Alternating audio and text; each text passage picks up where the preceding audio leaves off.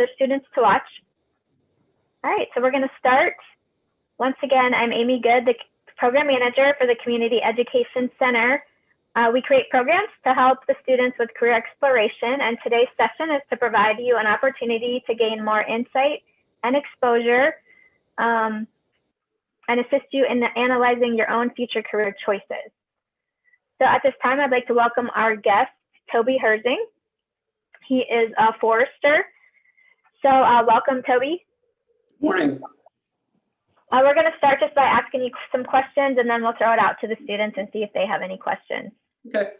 So let's just start by having you introduce yourself. Tell us, about when you were in high school, what you were thinking, and how it's led to your career path today. Okay. Like she said, my name's Toby Herzing. I'm a forester with DCNR here in the Emporium office over on Sizersville Road. I grew up in St. Mary's, went to St. Mary's Area High School. When I was in high school, I actually was in the building construction trades program, wanted to do carpentry and things like that.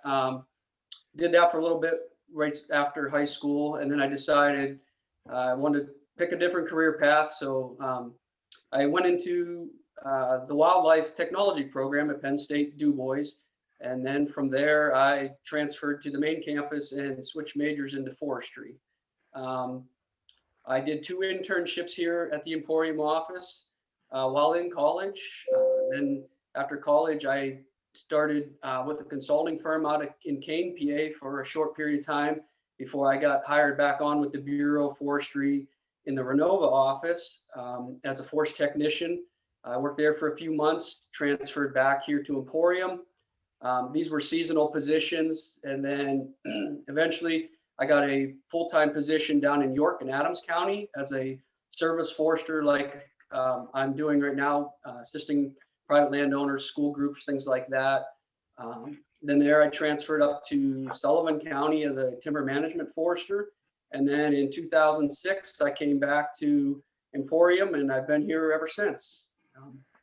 And now live in Emporium now since probably 2012, something like that. I've lived here in town. So wow, your career path has certainly taken you to many places. Yes, and it's a good to get experience, move around, see different districts, how different things are run, and living in York County and landowners down there definitely experience different things than what we see up here in north central Pennsylvania. So it was a good experience to move around and see different parts of the state. So tell us exactly, what your job entails, what your day looks like. Well, my title is actually recreation forester, so I deal with all the recreation on the state forest. So that could be anything from hiking, biking, snowmobiling, mountain biking, geocaching, camping. So on a daily basis, I could be out hiking trail, clearing it, painting it. So when people are, out hiking the trails, they don't get lost. I deal with any user groups that want to use the state forest for different events. Many of you are probably aware of the ultrathon that is put on here in town, or the bike race. I deal with the chamber and the organization that's organize those events to make sure we have the agreements, they have the insurances, they have all the people they need to make sure these events go off without any issues. That's just the recreation part. Today I'm acting as the service forester. I cover Elk and Cameron counties as a service forester, and as a service forester I assist private landowners in the management of their properties. Earlier this week, I was on a property in Elk County that somebody had just bought, and they wanted management advice on, how to sustainably manage the timber on their property that they just bought. So I spent the day with a landowner looking at, their resources, what they have, and how they can manage it. Now today, as the service forester, I'm doing this career day, talking to you guys about, the careers in DCNR and the forestry field. Tomorrow I could be working on another type of program made with a scout group. I'm involved with the Envirothon when we're allowed to do the Envirothon, but for those who may participate in that, it's a little different this year because of COVID yet. So that was all virtual, but typically we would, do those events, do study days. I've come into the school and done programs to help teach the kids how to, measure trees, identify trees, things like that. And then the other part of my job is timber management. I'm out actively managing timber on the Elk State Forest that we put out for sale for local mills and buyers to buy. Here locally, Emporium Hardwoods, maybe St. Mary's Lumber, people like that buy a lot of our timber sales. So I wear many different hats. It just depends on the day, what I'm getting into. Every day is different. Some days are,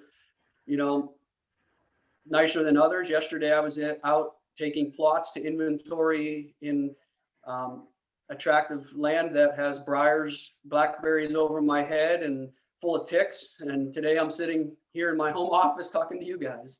So it's definitely a variety of different opportunities with my job. Yeah, that all sounds exciting if you're the type of person who doesn't want to be sitting inside all the time.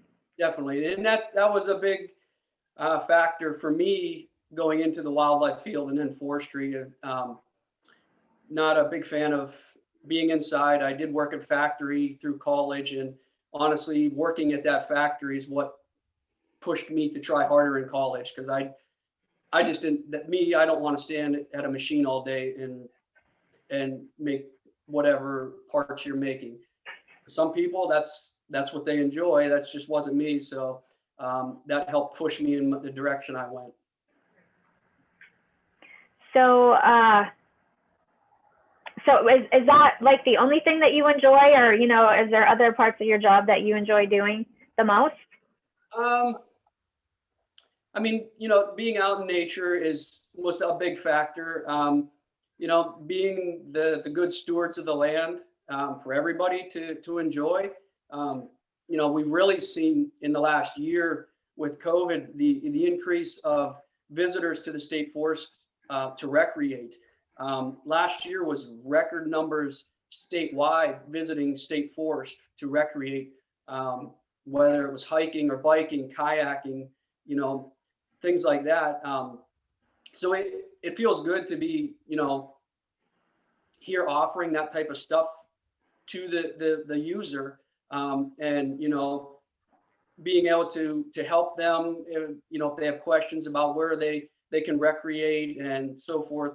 I enjoy that part of it, but there's also the part where you have to be able to deal with criticism or complaints and then deal with them accordingly. So do you also cover like security of the forest, or is that someone else's job? Like if someone's out there doing something they shouldn't be doing. So we have rangers who are full law enforcement officers. We have 2 of them on staff here at our district office that, they're complete full law enforcement, have guns and everything. And then all the foresters at our office, which are 5 of us, and then our maintenance foremans who are in charge of each maintenance division that maintain the forest are what are called state forest officers. We go through a week-long training to teach us how, what the laws are, how you interpret them, and then we are given the powers to write a citation to somebody if they are violating a state forest law. I've never written a citation. Typically, if I witness some type of illegal activities, it's just easier to turn that information over to the rangers who deal with that daily.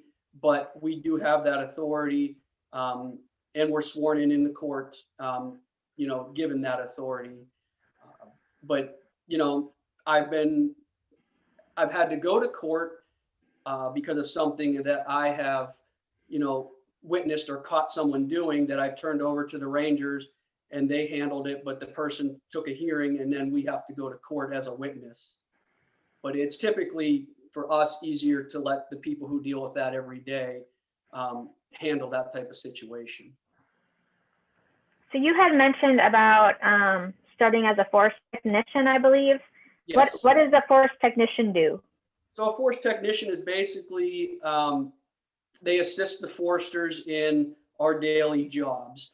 So whether it's marking timber, yesterday I had a forest technician with me helping me do plots, which are for inventorying a section of the forest. We're looking at, what's growing on the ground. Are we getting trees of value that we want to regenerate, or is there undesirable species growing? Are there invasive species growing? Is there other competing vegetation growing, like fern, things like that? We're measuring the large diameter trees that are there to come up with a volume, so we know what that stand would be worth. They assist with school programs sometimes for me. They, sometimes they go out and do trail work. They basically do a lot of the same stuff we do. They are seasonal, most of them, where I work year round. They're a seasonal employee from March to like November. And their job requires a 2-year degree, where for me as a forester, you either need a 4-year degree or a 2-year degree with a minimum of 2 years of field experience. So someone who is a technician has the opportunity, after they have enough time in, to promote and become a forester. And their pay range is slightly lower than ours, but they can get that opportunity to promote. So with your degree, what other jobs would you have been, available to go get with that degree? So I have a bachelor's in forestry and then a associate's in wildlife. There's other jobs within state parks that the DCNR Bureau of State Parks, because I work for the Bureau of Forestry, and then there's the Bureau of State Parks, but we're all DCNR, we're just different bureaus. So there's like environmental education specialists, things like that with the state parks.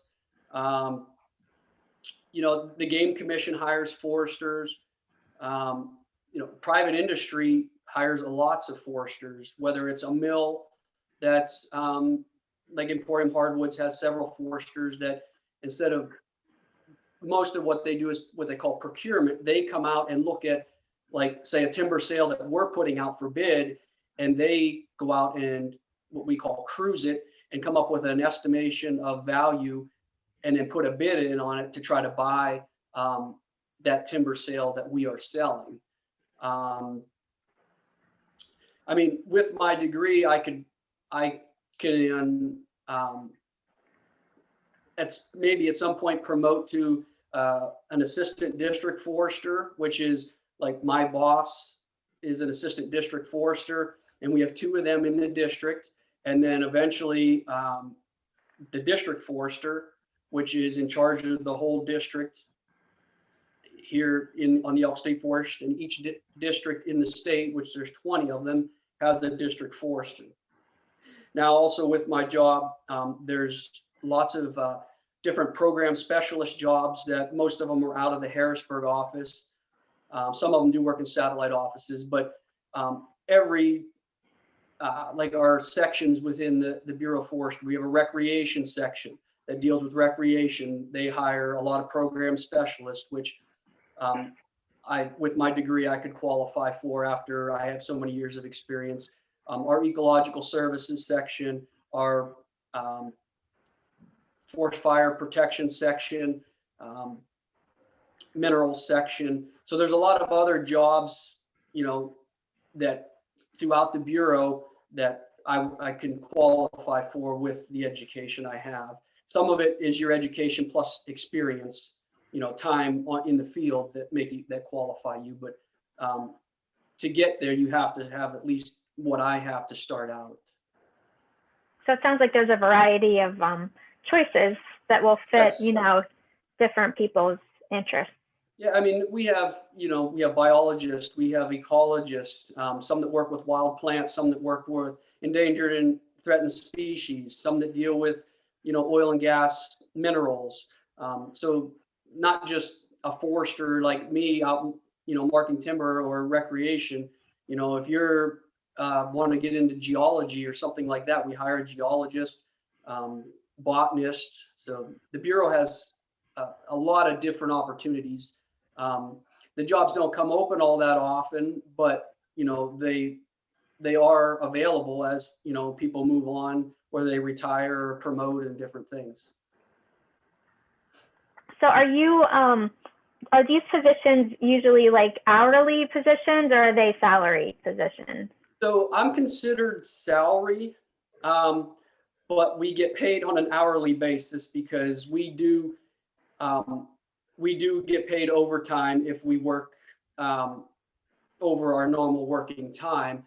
For a forester starting out, if you were brand new, they consider your salary starting out like $45,000 with the state. That's not working any overtime or anything like that. Now, once you get above a forester position and you get into like a program specialist or an assistant district forester or district forester, they don't get overtime like we do. They're just a base salary, unless you would be involved in like the Western Fire detail jobs where you would go out west and fight fire, or you're on like an incident management team and you would respond for natural disasters or something like that. Then they compensate you for your time on that. But typically, like, if you're working and you're a district forester and you have to stay over an hour or two, you don't get overtime for that. That's just part of your salary as a manager. So I'm guessing you're out driving around to different areas. What is your travel like for your job? So on the Elk State Forest, we have property all the way over Kersey on the other side, in Elk County, all the way down into Clinton County to Montours, out in Queehana, and then up Claremont area. State Forest goes all the way up there. So, we cover parts of Elk-Cameron, McKean, Potter, and Clinton counties. Now with the service forestry, covering Elk and Cameron, I can go anywhere in Elk or Cameron County. So I could be all the way over in the Allegheny National Forest somewhere, almost to Marionville, and still be in Elk County, assisting a private landowner. Now, if you have training or something like that, you might have to travel, outside the area to go to training or something like that. Or if you get into the Western Fire detail, you can travel anywhere in the country to assist in wildfires during the wildfire season. Okay. Have you ever had the opportunity to go assist with a wildfire? I've done 6 trips out west. I've been to Alaska, Washington, Oregon, California, and Montana on Western Fire details. Last year, I spent 3 weeks in California. It was a unique year because of COVID. We weren't allowed to fly, so we had to drive. So we got on Interstate 80 in Penfield at the District 9 Moshannon State Forest Office, and we drove Interstate 80 all the way to San Francisco and went to Point Reyes National Seashore and worked on a fire for 2 weeks there. And then on the way home, we drove across the Golden Gate Bridge, got on Interstate 80 again in downtown San Francisco, and drove it all the way back to Penfield. Wow. So because we had to drive, it extended our trip quite a bit compared to flying. Right. Typically, trip was like 16 days, where this was over 2 weeks, or 3 weeks because of the travel. Wow. It was unique to see that much of the country, but it's also a long ride across Interstate 80. Right. All right. Well, I think at this time we'll throw it out to the students and see if they have any questions. You guys have any questions for Toby? Yeah? Caitlin? Come on up and ask him, honey, get closer to the microphone, please. What? No, put it away. Right here? Look, right Yeah. there. Yeah. Go ahead.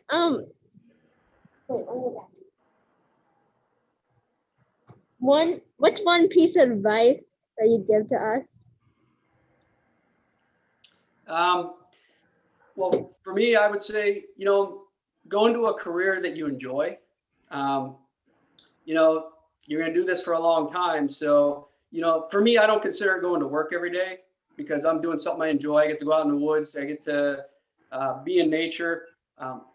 If that's not your thing, then I wouldn't recommend, a field or a career in forestry or, and not even, I'm a forester, but we have many other jobs with the Bureau of Forestry. We have, semi-skilled laborers, equipment operators, mechanics, things like that. But pick something that you enjoy because it's going to be a long career if you don't like your job. So many people dread going to work every day. I enjoy it. I look forward to getting up in the morning and going to work. So pick a career that you enjoy. And if you don't have to, like I did other work before I did this. I worked construction. I enjoyed it, but it wasn't, I didn't look forward to it every day. So find something you love. Any other questions? Other questions? No? No? Shake your head, no. So is there anything a student can do, in high school if they're interested in this type of career?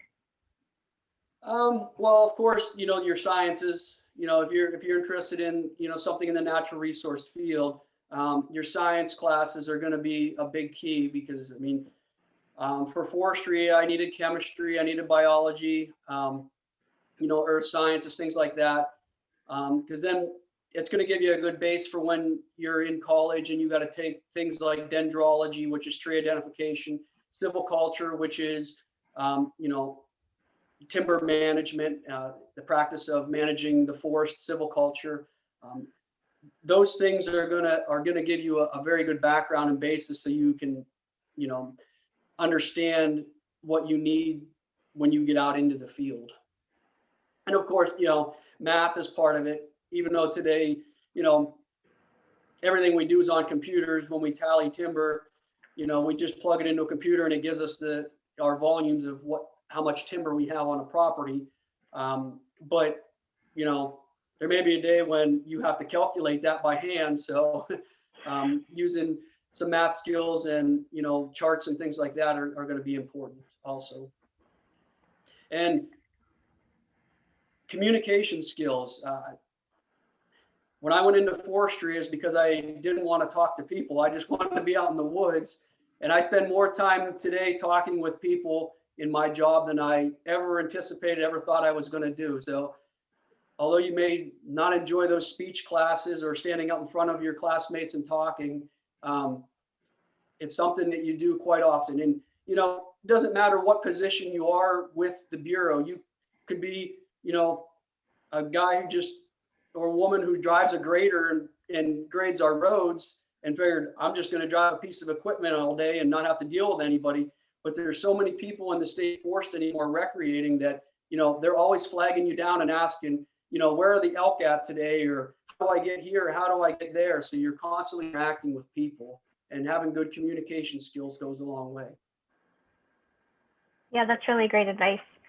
Is there like a lot of competition in this field, for these jobs?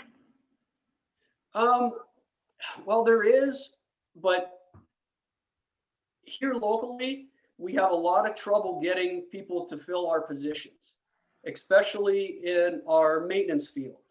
Our semi-skilled laborers, which typically are seasonal positions, but we have real trouble trying to fill those positions. We have 3 or 4 of them open right now. We've already gone through one round of interviews and we've only been able to hire one person because we just can't get anybody that wants to take the jobs. very few young people interview for our jobs, especially in the maintenance field. Even our technician jobs, which is a very good starting, a forest technician starts at like $20 an hour. Granted, you've got to have some college, you got to have a 2-year degree, but our technician we have right now drives here from State College every day, just Wow. outside of State College. We have nobody. We have one who's local, has been there for a while. The other one drives from State College. The one before that, he was from Wisconsin, moved here temporarily and then left. The one before that was from down central PA somewhere. We get nobody local. And the same with our semi-skilled. I mean, if you enjoy the outdoors, you like doing, hands-on construction type work, being around equipment, and you're not sure what you want to do when you get out of high school, and we're constantly hiring. We have 3 positions open right now that they're trying to fill for a semi-skilled laborer, and I think most of the people that interviewed were 45 plus and not local to the area. Somebody just out of college or out of high school that has an interest in this, that's local, I think would have a great opportunity to get one of our jobs and be out on the state forest, working on our roads and things like that. But it's just really difficult to get local interest in the jobs. Granted, they are seasonal, but you are able to collect unemployment and things during your time when you're laid off. A seasonal semi-skilled labor starts at like $16 an hour. So, just out of high school, that's not bad, especially if you don't want to go to a factory, that it's a good opportunity.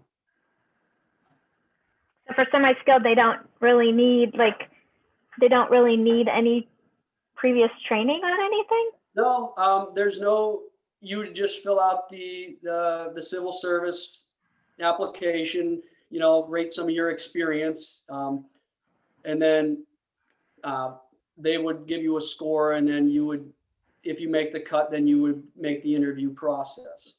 But anymore, we get so few that actually apply for this area that, I think we had 4 jobs open and they only were able to interview 2 or 3 people because that's all that was on our list that was willing to work here. That's good to know. Yeah, I mean, I wish we could get some young guys, especially, we're in charge of wildfires here in the area.